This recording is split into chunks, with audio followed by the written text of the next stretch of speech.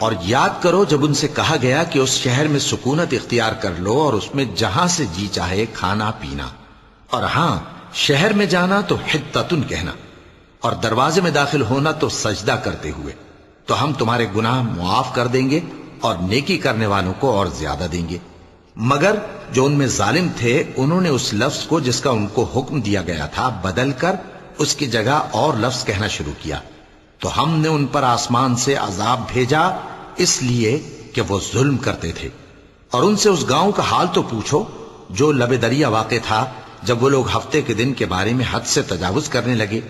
جبکہ ان کے تعطیل کے دن یعنی سنیچر کو مچھلیاں ان کے سامنے پانی کے اوپر آتی، اور جب ہفتے کا دن نہ ہوتا تو نہ آتی۔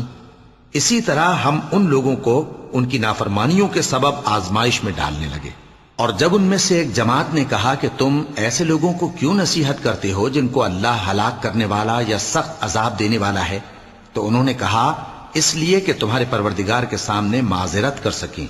اور عجب نہیں کہ وہ پرہیزگاری اختیار کریں۔